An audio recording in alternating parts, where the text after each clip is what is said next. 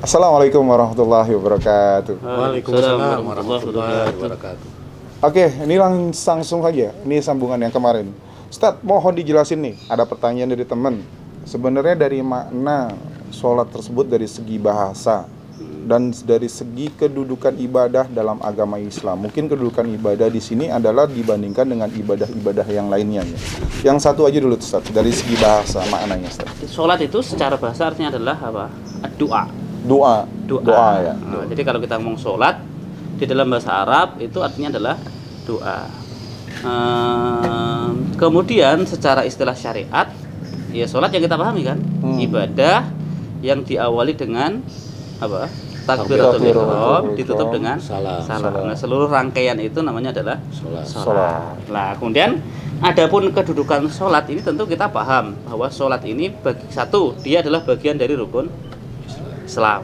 Ya, artinya kan yang terpenting setelah seorang itu mengucapkan kalimat syahadat adalah apa? Menegakkan sholat. Itu nggak bisa dipungkiri ya. Semua orang Islam sadar dan paham bahwa sholat itu adalah bagian dari rukun Islam. Kemudian yang kedua, untuk menunjukkan betapa agung dan mulianya kedudukan sholat ini memiliki kelebihan ataupun keutamaan dibanding ibadah-ibadah yang lain. Artinya gini, sholat ini ibadah yang tidak gugur dalam kondisi apapun. Ibadah yang tidak gugur. Artinya selama kita hidup, akal kita sehat, sampai kapanpun ya sebelum mati kita wajib sholat. Dan coba sholat ini wajib untuk siapa saja kan? Harus dikerjakan oleh siapa saja. Yang laki-laki ya wajib sholat, perempuan wajib sholat, kaya wajib sholat, miskin wajib sholat, orang sehat wajib sholat, orang sakit wajib sholat. Nah ini artinya dia dalam kondisi apapun sholat ini, kewajiban sholat ini nggak gugur. Nah, coba kita bandingkan dengan ibadah yang lain. Apa contohnya yang lain? Puasa ini kan misalnya gini. Untuk puasa ada rukhsah, ada keringanan bagi orang-orang tertentu boleh tidak berpuasa. Contohnya siapa? Orang sakit misalnya. Orang sakit yang boleh nggak puasa kan? Pas Ramadan dia sakit. Kalau puasa sakitnya makin parah, maka dia boleh nggak puasa.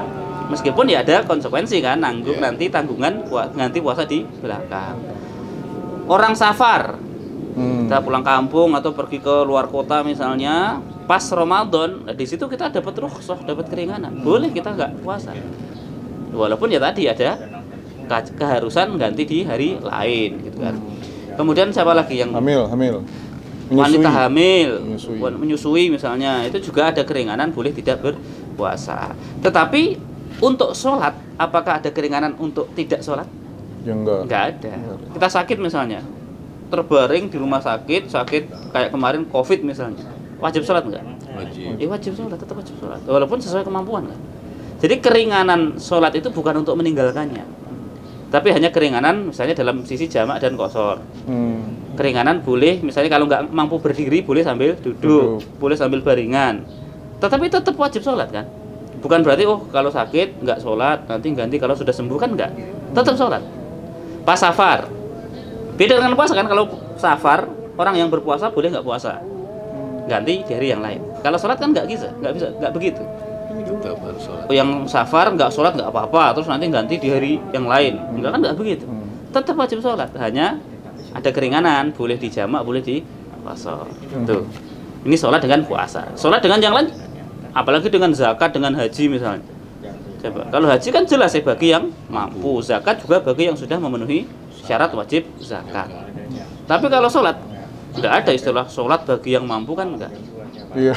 Sholat enggak, semuanya sholat. Selama kamu sudah mukallaf itu artinya kamu sudah akil balik ya, kamu wajib sholat. Apapun keadaanmu sesuai dengan kemampuan. Nah ini harusnya sudah cukup untuk menunjukkan betapa sholat itu memiliki kedudukan yang agung dalam syariat. Iya. Gini Ustaz, batasnya di mana nih bagi orang sakit yang terpaksa rukhsah untuk sholat? Ya tergantung sakitnya apa dulu.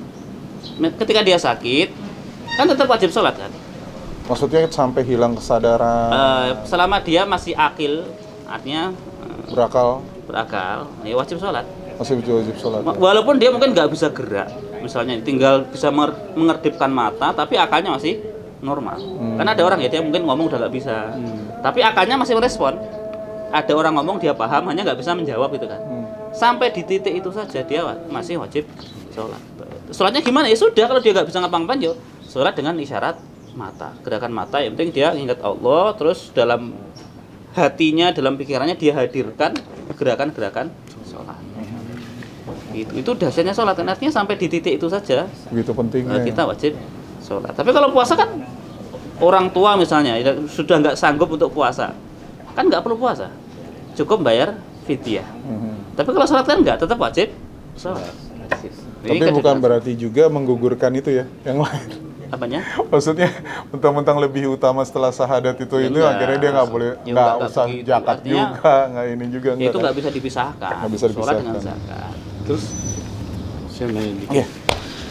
Gini Pak Ustadz, kalau seandainya dulu kita sudah kena kewajiban sholat, tapi kita meninggalkan sholat Pak Ustadz, itu ada penembusan nggak Pak Ustadz? Kayak puasa kan bisa diganti, untuk sholat sendiri gimana Pak Ustadz? Menurut kodok sholat, jumhur itu mayoritas ulama dari 4 mazhab mayoritas itu berpendapat bahwa kalau dulu kita statusnya sudah mukallaf itu sudah di atas balik gitu ya.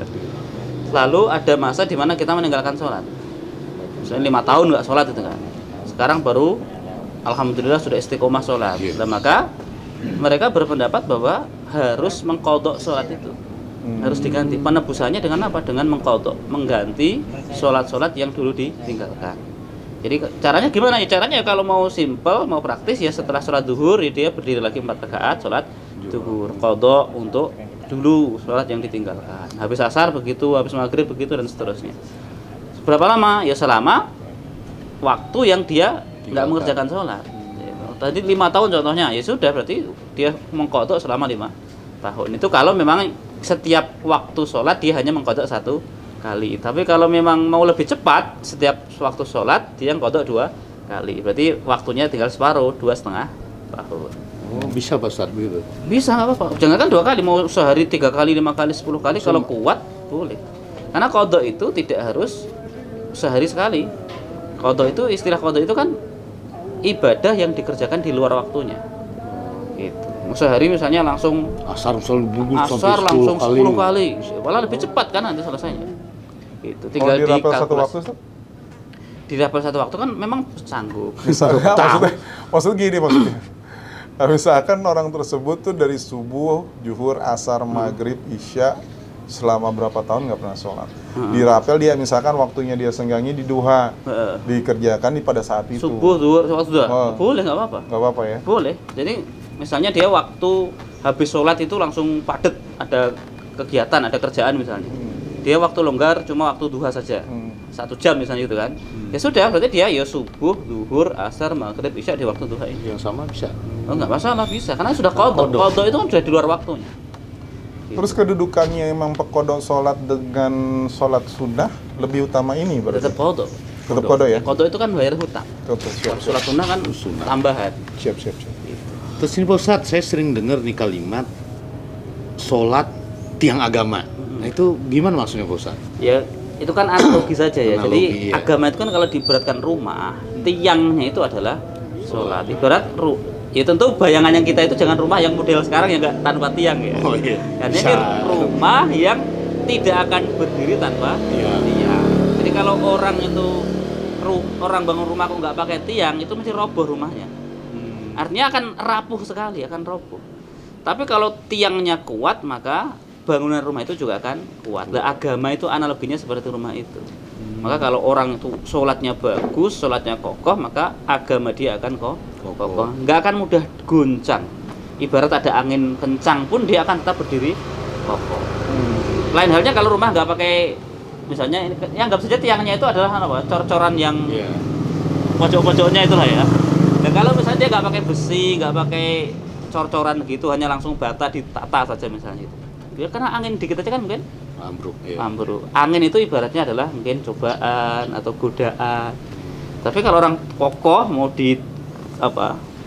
agamanya kokoh karena sholatnya bagus, mau diuji coba seperti apa juga insya Allah akan tetap berdiri tegak.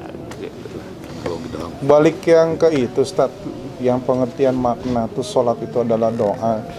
Kita kan juga tahu di sholat sunnah tuh ada sholat gerhana, ada sholat jenazah, ada sholat duha, ada sholat hajat. Bahkan yang saya di Quran kan, carilah pertolonganmu dengan sabar dan sholat. Terus Nabi juga yang Ustaz tadi bicarakan, ketika ada permasalahan pun beliau langsung ke sholat. Itu gimana dengan dari segi maknanya, memang bisa berbentuk doa semua atau gimana? Jadi gini, secara bahasa memang artinya doa, tetapi kita juga nggak boleh memahami bahwa orang itu kalau sudah berdoa berarti sudah sholat. Jangan sampai begitu.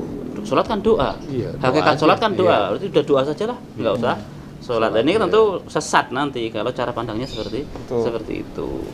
Nah, terus mengenai sholat sunnah yang tadi disebutkan, itu memang statusnya kan tambahan. Dan sholat sunnah itu kan banyak sekali kan jumlahnya. Bedakan dengan sholat yang fardu ain. Sholat wajib kan cuma 5 kan. Nah, 5 ini ya insya Allah nggak banyak dalam satu hari kan. 5 itu nggak banyak dibandingkan dengan sholat sunnah. Nah, gitu ya. Nah, di antara hikmah dan rahasia kenapa sholat sunnah itu banyak, itu supaya kita nggak bosen. Misalnya kita sholat rawatib misalnya. Nah, ada masa mungkin manusia itu jenuh untuk sholat rawatib. Nah, nanti bisa mengalihkan ke sholat tahajud, gitu kan. Nah, kalau sholat tahajud dia lagi futur, malas misalnya, nggak bisa bangun malam, dia bisa mengalihkan ke sholat duha misalnya. Nah, jadi itulah hikmahnya kenapa sholat sunnah itu dibuat banyak, supaya kita ini ketika kita bosan, ataupun dalam artian manusia kan futur ya, merasa bosan kadang-kadang, melakukan satu amalan sunnah, sholat sunnah misalnya, dia bisa mengalihkannya ke sholat sunnah yang lain gitu. Terus ini Pak Ustadz, masalah sholat sunnah, saya pernah dengar salah satu sholat sunnah mutlak itu maksudnya gimana? Mutlak itu nggak ada aturan, tidak terikat oleh apapun. Jadi Bapak ya, karena lagi pengen sholat, terus Bapak sholat 2 rakaat, itu namanya sholat mutlak. Jadi bukan karena apapun. Mutlak itu artinya gitu. Secara bahasa mutlak itu artinya adalah tidak terikat. Tidak terikat itu kan bukan karena lagi ada hajat, bukan lagi karena pengen tahajud, bukan karena qobliyah ba'diyah, tapi udah Bapak wah kosong nih, sholat aja lah. Atau gini, saya pengen mendekat pada Allah nih, sholat. Jadi sholat untuk mendekatkan diri pada Allah. Saya kangen sama Allah nih, pengen munajat pada Allah misalnya.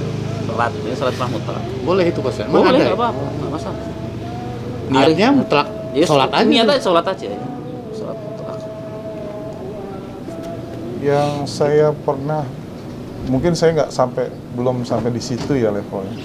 Saya teringat akan Nabi, di hadis Nabi, ya Bilal, kumandangkan azan, aku pengen beristirahat. Arihna bis sholat. Arihna, istirahatkan kami dengan sholat. Jadi istirahatnya Nabi itu ya sholat. Artinya gini, ketika Nabi penat mikir apapun lah itu, umat mikir, ya pokoknya semuanya lah ya. Metode atau cara istirahatnya Nabi itu dengan apa? Sholat. Itu kan beda dengan kita kan. Kalau kita menganggap sholat itu sebagai satu hal yang melelahkan. Betul. Nah, kalau Nabi kebahagiaannya gini. Kalau Nabi kan arihna bis sholat, istirahatkan kami dengan sholat. Kalau kita kan arihna minas sholat, istirahatkan kami dari sholat. Kalau bisa, bahwa sholat jangan terus-terusan itu. Itu beda kita. Ya udah maghrib, udah bisa ya, udah bebas deh. Gitu kan. Nabi itu gitu ya. Pokoknya sholat itu sebagai istirahat beliau.